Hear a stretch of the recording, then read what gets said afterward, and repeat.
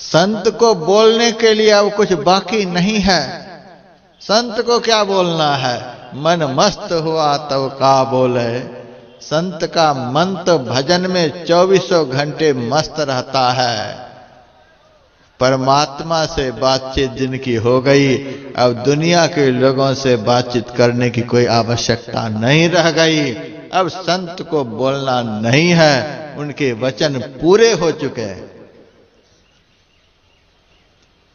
संत को मुंह होता है, लेकिन संत को बोलने की इच्छा नहीं होती है। भगवंत को बोलने की इच्छा होती है, लेकिन उनको मुंह नहीं होता। परमात्मा को मुंह नहीं। तो परमात्मा बोलते हैं कैसे?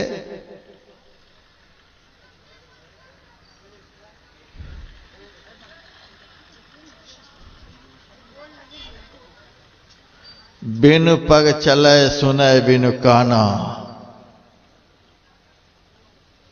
कर बिनु कर्म करे विधि नाना।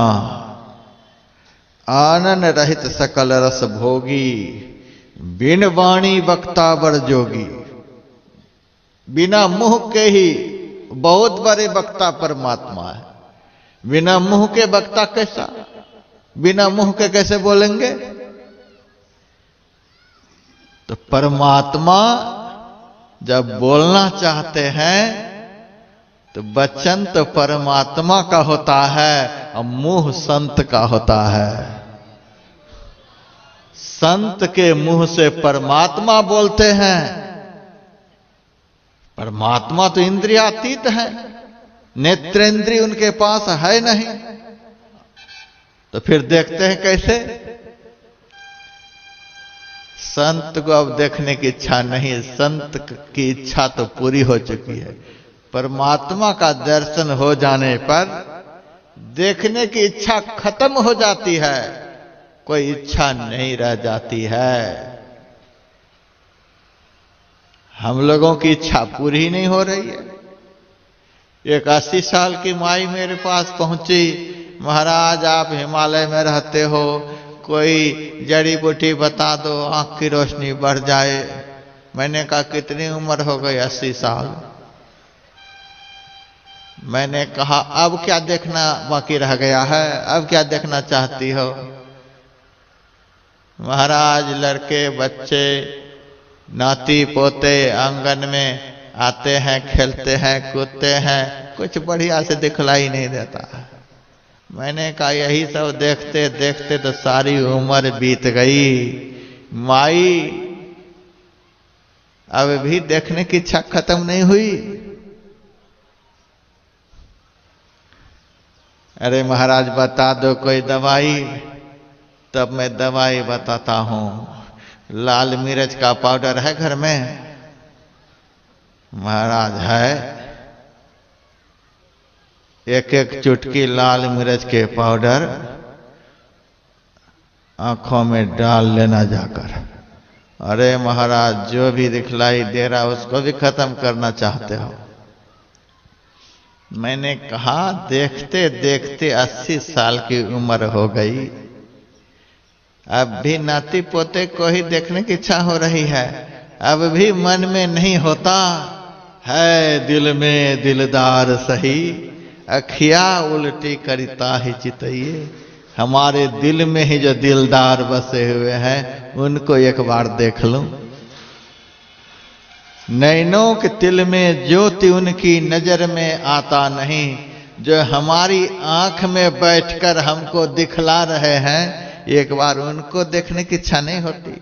दुनिया को देखते देखते तब मरने पर आ गई, एक बार भी दुनिया बनाने वाले को देखने की इच्छा नहीं होती है। ऐसी आंख में लाल मिर्च के पाउडर ही डालो, हमारी तरफ से तो यही अब दवाई है। अरे महाराज चलो आंख की दवाई नहीं बतला रहे हो, कान से भी तो कम ही सुनाई दे रहा है, उसी की दवाई बता दो। मैं उनसे पूछता हूं अब कान से सुनना क्या चाहती हो?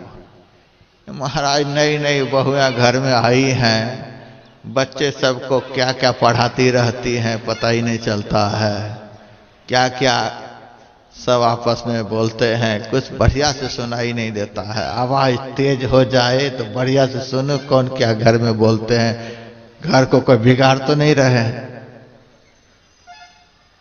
मैं उनसे कहता हूं अच्छा इस उम्र में भी इस संसार के लोगों की ही आवाज सुनने की इच्छा होती है।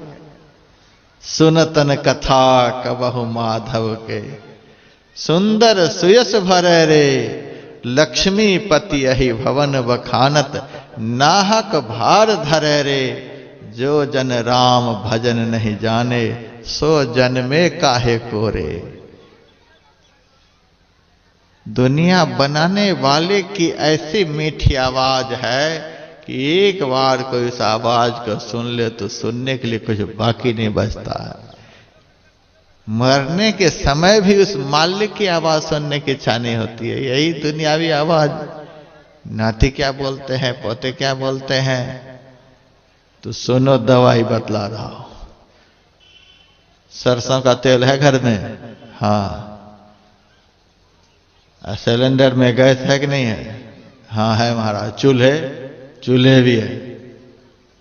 तो गैस पर करछी में तेल को गरम कर लेना और आधी आधी करछी वो गरम तेल खोलता हुआ दोनों कान में डाल लेना। अरे महाराज आप तो कान को भी खत्म कर देना चाहते। मैंने कहा मरने के समय भी जो पापी कान उस परमात्मा की चर्चा सुनने को तैयार नहीं, संत के वचन सुनने को तैयार नहीं, इधर उधर की ही निंदा चुगली सुनने के लिए तैयार रहता है, उस कान की दवा यही है कि खौलता हुआ तेल डाल लो। और आप गरुड़ पुराण पढ़िए, ऐसे पापी कान वाले को यमदूत यही दवा देते हैं। पढ़िए गरुड़ पुराण में लिखा हुआ है। लेकिन गरुड़ पुराण तो सुने जाते हैं मरने पर, अब जो चला गया उनको सुनाया जाता है। जिंदा में गरुड़ पुराण सुनना चाहिए, मरने के बाद बहुत बढ़िया पुराण है।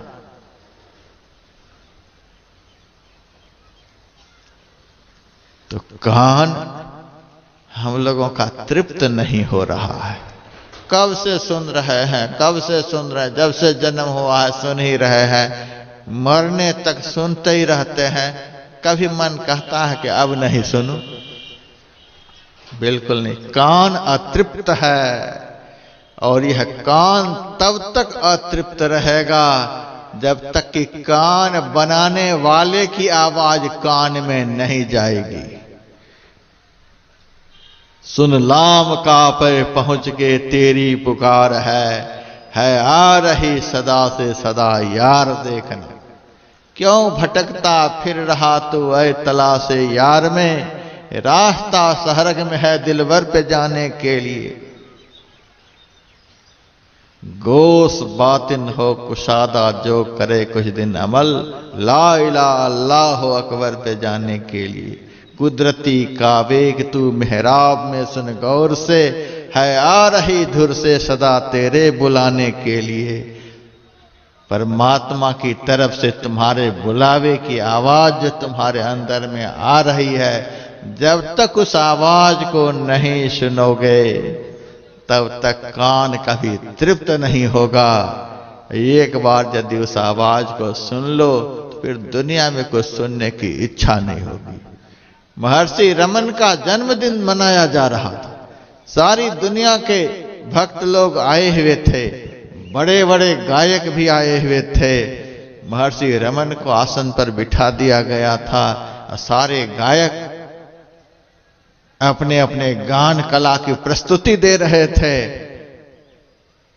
सुबह से शाम तक गायन हुआ। एक से गायक गा गा करके चले गए। गायन की समाप्ति पर आश्रम के व्यवस्थापक ने महर्षि रमन से कहा, भगवान सबसे बढ़िया किसका गाना आपको लगा, किसका भजन आपको लगा? यदि आप बता देंगे तो आगे के आयोजन में उसी गायक को बुलाया जाएगा। महर्षि रमन ने कहा, मैंने तो सुना ही नहीं, मैंने तो सुना ही नहीं। व्यवस्थापक ने कहा, आपके कान में कोई बीमारी भी नहीं है, आप सोए भी नहीं थे, आंख खोलकर आराम से बैठे हुए थे, फिर आप कहते हो मैंने तो सुना ही नहीं, यह कैसी बात है? हाँ जी मैंने सुना ही नहीं। तो फिर क्या सुन रहे थे? महर्षि रमन ने कहा, ये सारे लोग गीत गा रहे थे और मैं संगीत सुन रहा था। दुनिया के लोग जो गाते हैं वह गीत है, दुनिया बनाने वाले जो भीतर में गाते हैं उसको संगीत कहते हैं। संत संगीत सुनते हैं, दुनिया के लोग इस चमड़े के कान से गीत सुनते हैं। जो आवाज नाभि से ठोकर खाती हुई मुंह होकर बाहर निकल जाती है उसको गीत कहते हैं। जो आवाज परमात्मा से निकलकर आज्ञा चक्र तक पहुंचती रहती है, जिसको केवल अंदर की सूरत ही सुन सकती है, उसको संगीत कहते हैं। उस संगीत को एक बार सुन लेने पर दुनिया की कोई गीत सुनने की इच्छा नहीं होती, कुछ सुनने की इच्छा नहीं होती है। और उस मालिक को देख लेने पर फिर देखने की इच्छा नहीं होती। मैंने तो अपने गुरुदेव को देखा था, शरीर की अंतिम अवस्था में देखा था। जिस तरफ देखते थे देखते ही रहते थे, आंख कभी चंचल नहीं होती थी, बिल्कुल गुरुदेव की आंखें स्थिर थी। हम लोगों की आंखें बंदर की तरह नाचती है।